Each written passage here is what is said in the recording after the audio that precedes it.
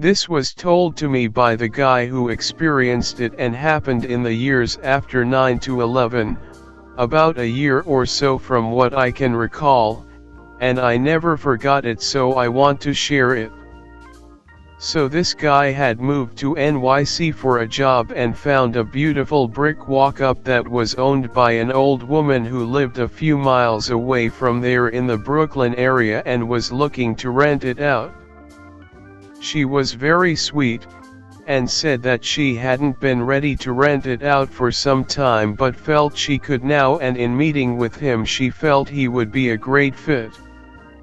He had a roommate who was a friend as well move in with him, and it was a great arrangement since this friend was gone 90% of the time because he traveled for his work and was usually gone for long periods of time.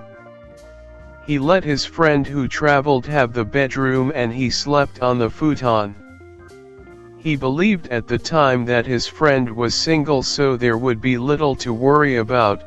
And when he first got the apartment, the old lady had just left behind a long warm scarf on the wall and a basket with some shoes in the closet. Traveling roommate never specified if he was single or not, and one morning while he was deep asleep, he heard the front door unlocked, open and close, then relock. Then whoever it was went into traveling roommate's room and shut the door. This went on for some time, where someone would come home late at night, go in the bedroom and shut the door. The things that went on just seemed like normal things you'd expect when someone else is living with you. They had opposition sleep schedules, so dude really wasn't paying that much attention as he assumed it was his roommate.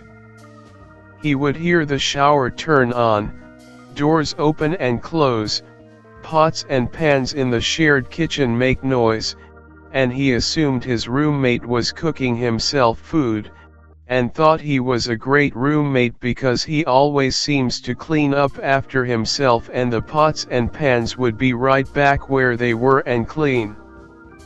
It didn't even look like anyone besides Guy had been in the kitchen. He was watching TV one day and actually caught sight of the young woman who he assumed was traveling roomie's GF. He said she was young and pretty and about the right age to be roomie's GF. She hung up her scarf in the hallway and went into the bedroom like she was totally comfortable and lived there too. She was on the quiet side but smiled at him and made herself scarce. Mostly again just doing all the things you'd expect to hear a roommate doing.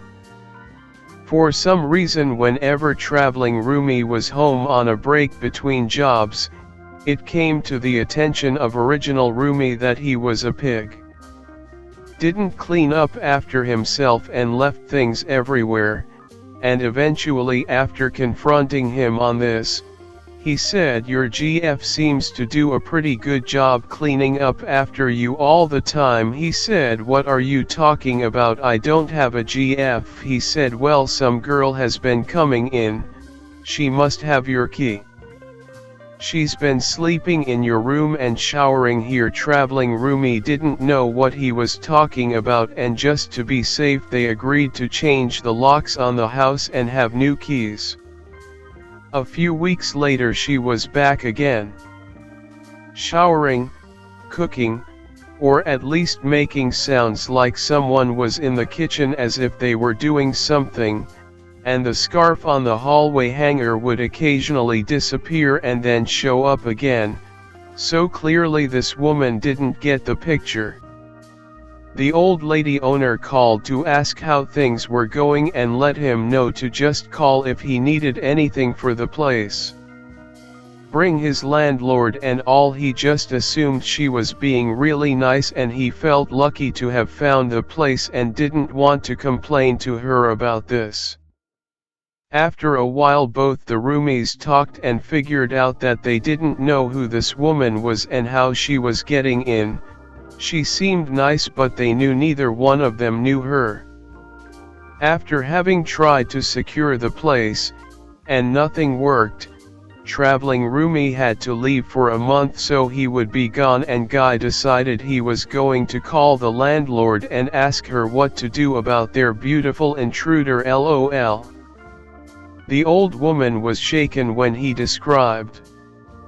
She explained that the apartment was originally her daughter's, who had been killed while she was out around 9 to 11, I think it was a subway incident, not sure, where some other people had died too.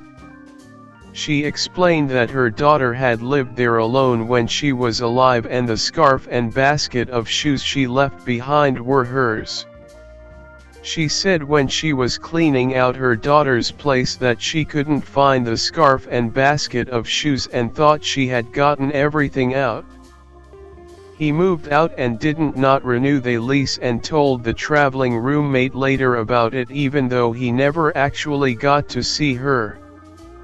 The mother believed that her daughter was still living her life, obviously in her little apartment which she loved when she was alive, and was coming and going because that was her favorite scarf.